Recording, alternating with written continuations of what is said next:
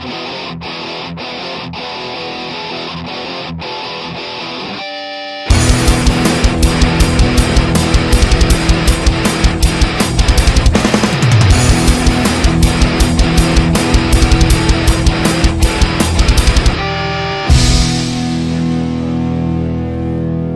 y'all, it's Heel Heat time. Hi everybody and welcome to Heel Heat. My name is George Coles, and on this episode we are going to be reviewing the finals of the G1 Classic 28, brought to us by New Japan Pro Wrestling. And let's jump right into it. Before we go into it, if this is the first time you're watching one of my videos, we grade everything on a 1 to 5 scale. 1 being the worst, 5 being the best. There are going to be some spoilers if you have not seen the G1 Classic Finals yet. Then I recommend watching this before watching this review, because we are going to talk about the winners and some things that have happened. So, with all that being said, jumping right into the show itself, the first match of the night, we have Tomoaki Honma, Michael Elgin, and Togi Makabe versus Yuji Nagata, Ayato Yoshida, and Shota Umino. And I know I'm probably going to mispronounce a bunch of these. I'm sorry. I like this match. I thought it was a good opener. I believe this is Honma's only his second or third match back from his major injury that was thought to have put him out forever. So it's good to see him back. He's a guy that's immensely entertaining, and you can see he's not quite where he was before he got injured. He's being put in these matches, these 6-man and multi-man matches, to get his footing back, but I'm glad that he's back because he's a guy I thoroughly enjoy watching. He's not the guy that's going to be your world champion, but he's a guy that's going to give you entertainment on the mid-card. I thought this was a great opener for the show. I like all the guys in here. I love the tradition of New Japan, and if you've watched some of my New Japan reviews, you've heard me say this a couple times probably, where they get a guy like Yuji Nagata, who's on the tail end of his career, and they put him in here with newer guys, Ayato Yoshida and Shota Umino in this case, who were recent graduates of the dojo. So I like that they do that, kind of a teaching while on the job, plus gives them an ally while they build the ranks. Specifically, these two guys, I think, got a good shot at being stars. Umino especially, I think he has something, there's something there with him. With all that being said, Honma, Elgin, and Makabe win the match. I'm going to give this one a 3 out of 5. I thought it was a good opener, a good way to start the show. I enjoy these matches, and I've said it before, in New Japan when they do stuff like this, it doesn't feel like a throwaway, whereas WWE was to do a 6-man with just 6 random people, it would sure seem like a throwaway match. It seems that stuff that happens in these matches has more effect on the overall story arcs and storylines. I believe a lot of that has to do with the fact that New Japan still presents its show mostly as a sporting event. So, with that, if you get a win in one of these multi-man matches, it moves you up, builds you with higher standings. That being said, going on to the next match of the night. We have Toa Henare versus Bad Luck Fale. This is a teacher versus student match. Henare famously trained with Fale. They tell you the story every time you watch Henare that his first day he challenged Fale and Fale basically beat the crap out of him. This was that story played out in a match form, and it was only about a 2-3 minute match, and Henare for the first about minute and a half of the match had the upper hand. Fale turned it on, and then from there on, for the next minute or so, it became a Fale squash match. And Fale unloaded, hits him with the bad luck fall, which is basically a razor's edge, if you haven't seen it, where he tosses you, which is a crazy looking move. It's kind of a, Hernandez used to do something similar in TNA. It's a crazy looking move. Fale picks up the win, I wanted to like this more, and I had the feeling going into this that this might be Fale recruiting Henare to the BC firing squad. But it didn't end up that way, and the match itself, it was just too short. It never got to a point where I felt there was a struggle. It never got to a point where it drew me in. So I'm going to give this one a 2 out of 5, just because I think it could have been better. I like Fale. I think Fale is one of the most criminally underused wrestlers in New Japan.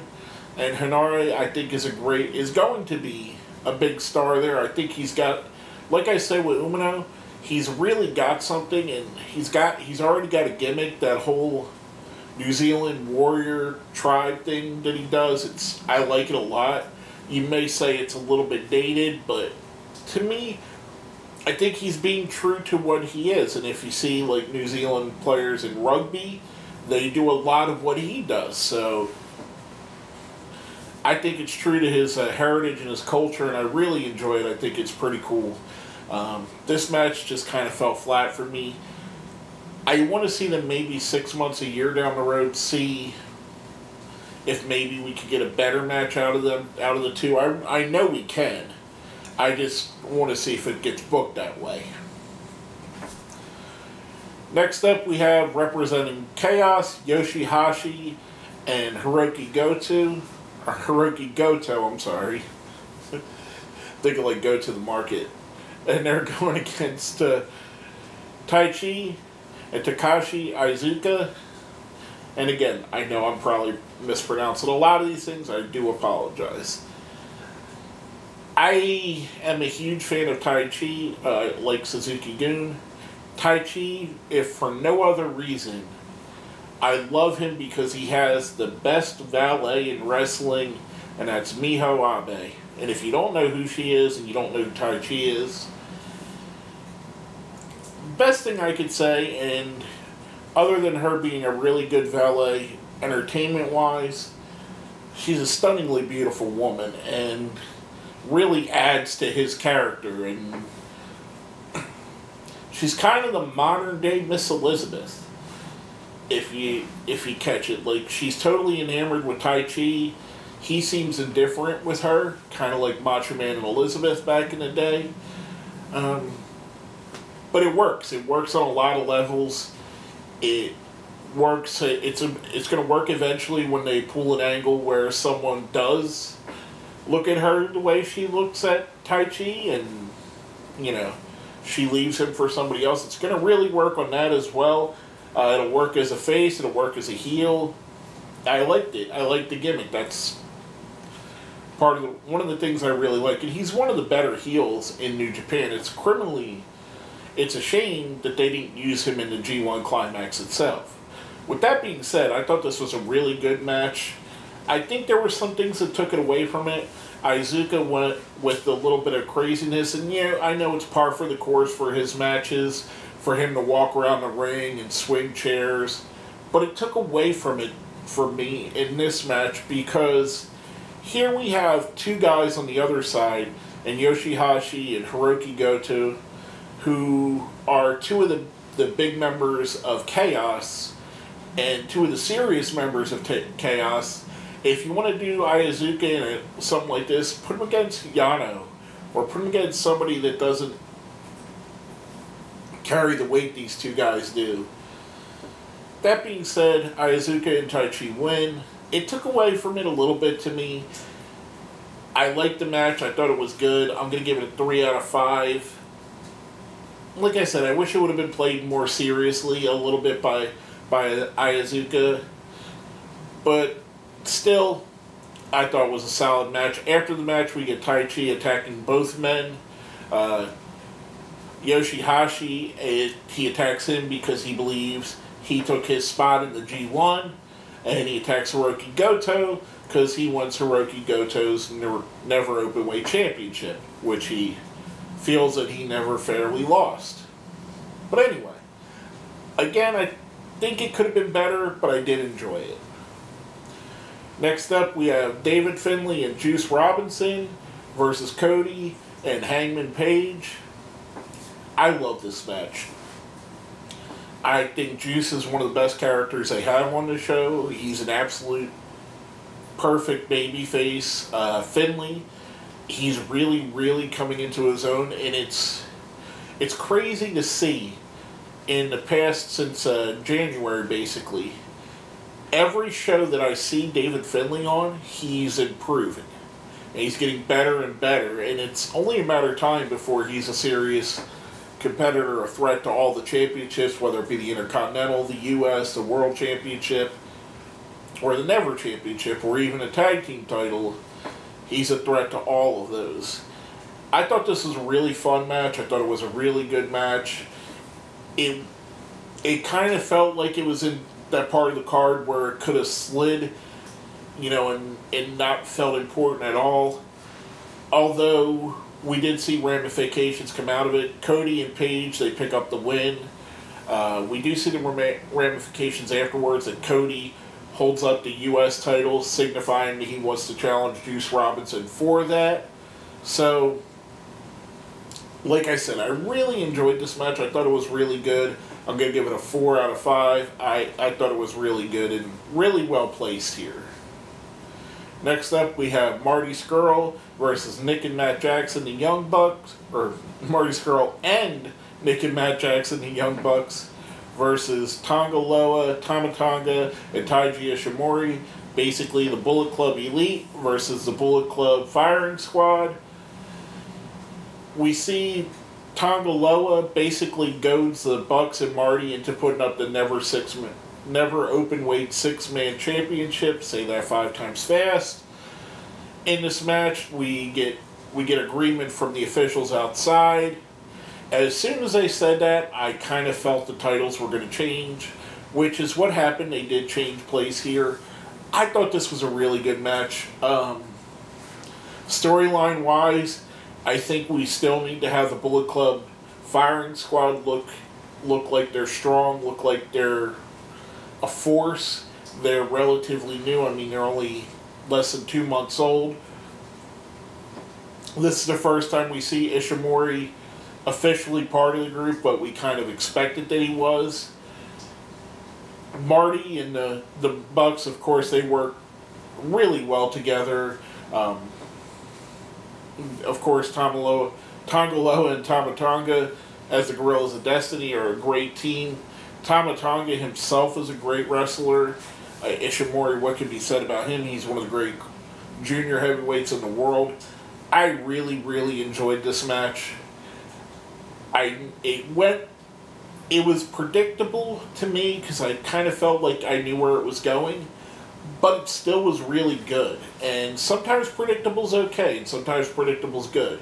You don't want surprise just for the element of surprise, but it was a predictable surprise, if that makes any sense. Like I said, the Gorillas and Ishimori pick up the win. I liked it. I liked what it does storyline-wise. I liked the match. If you took the match and took it out and just put it as a solo match with no story behind it, I'd still think it was a great match. I'm going to give this a 4 out of 5. I really enjoyed it. I like that it gives different people the championships, because for a while we've had the Young Bucks having both the never open 6-man championships. I'm telling you, it's hard to say. And the IWGP Heavyweight Championships. So we get different people controlling the belts. It lends some credibility to the Firing Squad portion of the Bullet Club, which I think is going to help out with the feuds going forward. Now, next up, we have representing Los Ingobernables de Japón, Bushi, Sanada, Evil, and Tetsuya Naito versus the Suzuki Goon team of El Desperado, Yoshinobu Kanemaru, Zack Sabre Jr., and the aforementioned Minoru Suzuki. Again, this is the second match in a row I really liked, and I kind of like where the LIJ versus Suzuki Goon is going. I think it's kind of a bubbling under feud where they're not really saying much about them feuding with each other, but we're seeing more and more matches between the two groups, and we're seeing matches that are really high quality. Evil and Minoru Suzuki had a great match during this tournament. I mean, Zack Sabre Jr. is just, he's fantastic, and he's really shown it lately. You got the team of Kanemaru and El Desperado, the junior heavyweight champion, or junior heavyweight tag team champions. So you got a lot of moving parts in here. And you have, to me, I thought it was a really good match. I really enjoyed it. The stables going against each other, I like the dichotomy of the two. They're similar, but different. Like, Los Ingobernables de Japón, they're laid back and don't give a crap. Whereas Suzuki Gun doesn't give a crap, but they're violent. So it's two sides of the same coin, basically. You get the yin and the yang. And I think when they put these two together, the members of each group, I mean, each group is immensely talented wrestlers. And I think seeing something like this was a really good match. The LIJ team picks up the win. I thoroughly enjoyed this. Like I said, to me, this is the sleeper feud. The two factions, Suzuki Gun and LIJ, I'm sorry. This is the sleeper feud in New Japan, in my opinion. And I don't know if they're even using it as a feud. It just seems to me, when they're putting members of the two factions against each other on these cards, that they're going all out and over-delivering in a lot of cases. I'm going to give this match a 4 out of 5. Again, I thoroughly enjoyed that. I thought this middle of this card here was really, really solid. These 3 matches in a row, I thought it really helped make up the bulk of this card, and it covered up some of the earlier deficiencies, like Henare versus Fale a bit, where, okay, that was there, and it may have dragged down another card, but we have 3 excellent matches in a row to keep it on a high standard. All that being said, going into the next match, we have representing Chaos, which seems to be splintered, but not officially splintered, Jay White, Toru Yano, and Tomohiro Ishii versus the Bullet Club Elite Squad of Chase Owens, Yujiro Takahashi, and Kenny Omega. I was a little bit surprised with this match. I didn't think it was going to go. This went in a way that I didn't expect. I expected the Bullet Club Elite crew to win, especially with Kenny Omega being on the squad. It's weird to me that Jay White and Ishii and Yano pick up the win on this one. Not taking away from the match. I thought it was a good match. I really just feel like it was a weird way. And after the match, I think we see why, because we have Ishii challenges Omega for the IWGP Championship, which we seen Ishii beat Omega in the G1 tournament, which of course always leads to heavyweight championship matches and other champions matches during the rest of the year. Usually, if a champion loses in the G1, they'll fight whoever they lost to at a later date for their championship. So it makes sense. Ishii, after the match, makes it official that he wants to challenge for the title. I thought it was a good match. The Chaos crew pick up the win. I'm going to give it a 3 out of 5. I thought it was a good match. I didn't expect the ending, but it makes sense storyline-wise. Next up, we have a match with Rey Mysterio Jr., Kushida, and pro wrestler Sengoku Enbu, who's from the video. It's a character from the video game that's helping promote them. It's easy to see, and I don't want to spoil it for anybody or blow anybody's fourth wall, but it's very obvious that he's a guy that has a lot of weapons that are very funky. If you get that, you'll understand what I'm saying. And now, those guys that go up against the Chaos crew, Roppongi 3K, Sho and Yo, and Kazuchika Okada. Again, I thought this was a really solid match. I didn't know where to go with this. I didn't know where they would go with this because of the involvement of Rey Mysterio Jr. But you have Okada on the other side. So you have one of your top tier stars and one of the top outsiders, I guess you could say, or special attractions, however you want to say it, in the same match. Mysterio's team picks up the win on this. I thought it was a really good match. I really think, based off of what we've seen in this whole tournament, that Roppongi 3K is not going to be a team for the long run, and in a good way. I think that Sho and Yo, through their different teams that they had and their different single matches all through the tournament, I think they've really shown that once you split them up, you can have two stars. That Sho's going to be a star, and Yo's also going to be a star. So I think that their tag team is not long for the tag division, but I think that Sho and Yo themselves are going to go on to be stars in the solo ranks. I'll give this match a 3 out of 5. I enjoyed it. I mean, how can you not like a match?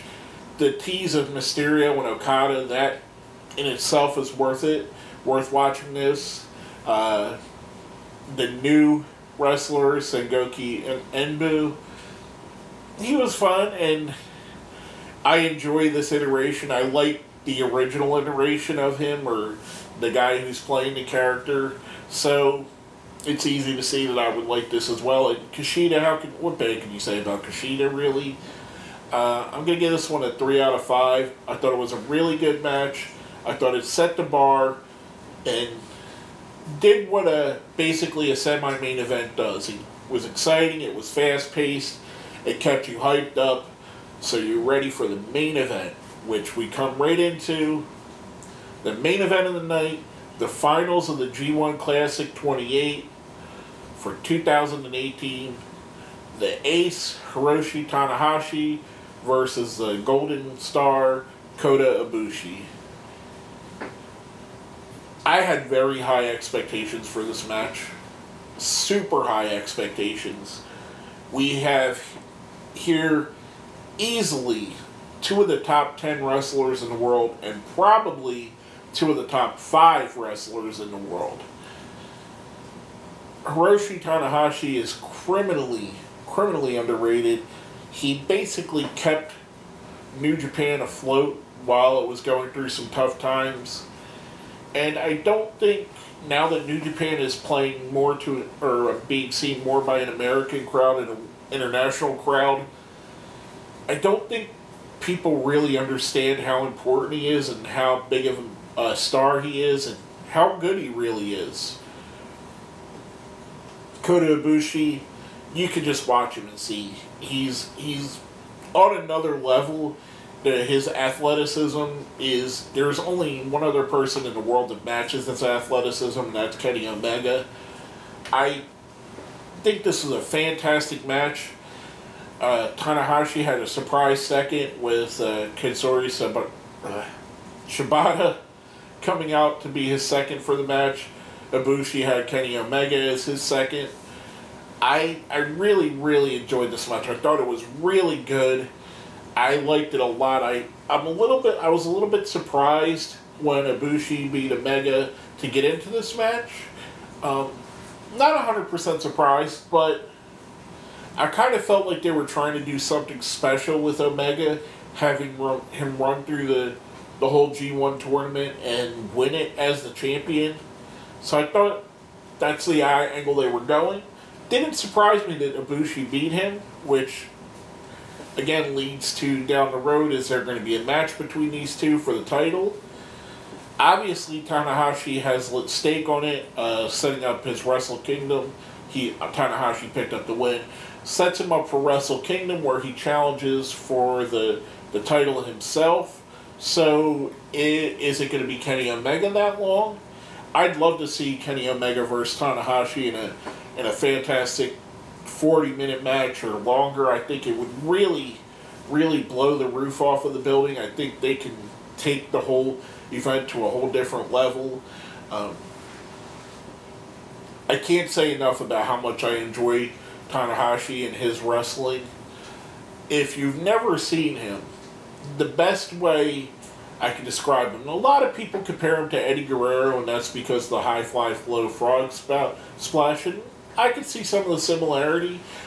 To me, he's more of a Shawn Michaels, where he's the glue. He's the guy that can have great matches with anybody on the card. He can have great matches with Cody Rhodes, Tama Tonga, Bad Luck Fale, Taiji, Minoru Suzuki, Toru Yano, anyone on the card. You put him in with Tanahashi and you're going to get a really good match out of him. And there's a lot to be said about that. There's a reason why he's the ace of the company and he's the once-in-a-generation star. I really enjoyed this match. I really liked these two against each other. The story of Tanahashi through the tournament and how he basically ran through it roughshod, reestablishing that he's a top-tier talent. We kind of forgot over the last couple of years because we had the rise of Okada and his dominant run. We've had Kenny Omega on the constant rise. Naito rising up to their level. Tanahashi was a little bit forgotten in the background, and now he's pushed back into the forefront, which I think is great. I think he's the kind of guy that you can always put the belt on, and he's always going to draw, and he's always going to carry it with grace and style, and he's always going to put on great matches. I love this match. I thought it was fantastic. I thought it was exactly what a G1 Climax final should be. Tanahashi, again, reestablishing him against one of the top-tier talents right now. It could be said that Tanahashi's on the end of his career, where Ibushi's rated to meet the prime of his career. So him beating Ibushi says a lot more about Tanahashi than it does about Ibushi if Ibushi would have won, if that makes sense. I thoroughly enjoyed this match. I think it's going to set up an intriguing Wrestle Kingdom match with him versus Omega, or if Omega happens to lose it before that time, Ishii versus Tanahashi would be a great match as well. Some of the other options, we have Naito versus Tanahashi, Tama Tonga versus Tanahashi. You get where I'm going with this. It'd all be great matches for Wrestle Kingdom. And I do think Kenny Omega's going to keep the belt until then. If he keeps it against Tanahashi, that's going to be another story, because that's another level that for him to climb, and maybe he will. I think a lot has to depend on whether he re-signs with New Japan or not. I think it's going to be pretty obvious on January 4th if Kenny Omega's re-signed with New Japan or if he's decided to go elsewhere. But with that being said, I'm giving the match a 5 out of 5. I thought it was a great match. I thought it was a fantastic finals. I thought the whole tournament was fantastic. If you have time, I recommend watching most of it. At least going back and watching the tournament matches, because there's a lot of really good matches in there. A lot of matches that you wouldn't expect to be good that ended up being really good. And I don't really think there's, other than the constant involvement of the Bullet Club firing squad in Bullet Club Elite matches, that took a little bit away from the matches. But other than that, all the matches, most of the tournament matches were really good. So, I mean, high quality all the way through. This is probably, for match quality, the best G1 tournament that they've put on. All that being said, let's go right into our ratings for the entire show. I'm going to give the show a 4 out of 5. There was a lot I really enjoyed.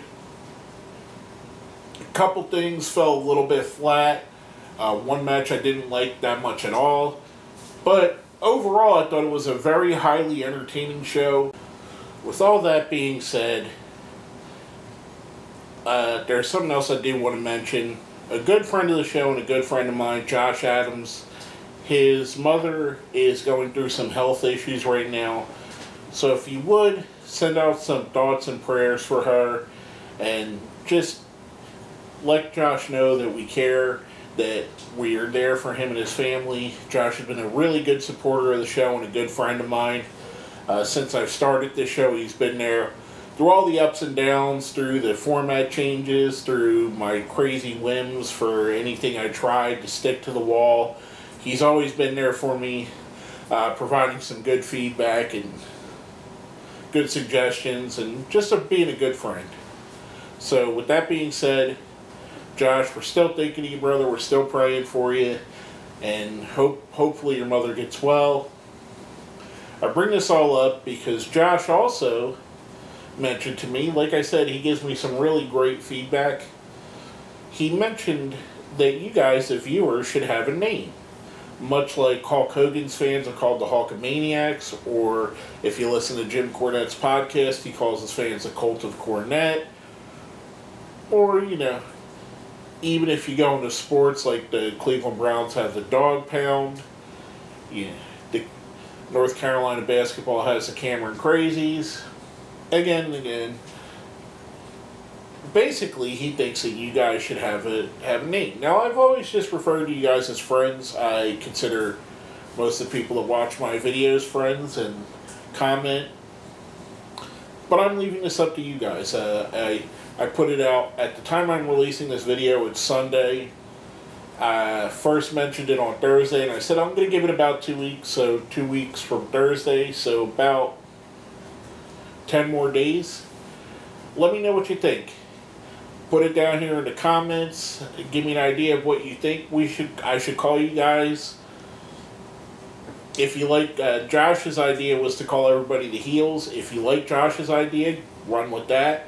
If not, give me another suggestion, and we're going to go by what's suggested most, or maybe we'll put it up in a poll or something. I don't know how we're going to decide the ultimate winner, but maybe I'll just get a couple of my friends together and go, hey, which one of these sounds the best to you guys? But I digress on all that. Let me know what you think, what I should call you guys. Also, let me know what you think about the finals, the tournament in general, if you've been watching the whole time. If you think I ranked something too high or too low, let me know. Let me know what your favorite parts were. Hit me up down here. Make sure you leave a comment. Make sure to like and share this video. And also, if you haven't already, subscribe to the channel and ding the bell. That way you get notifications every time I drop a video. With all that being said, my name is George Coles, and this has been my review of the G1 Classic 28 Finals.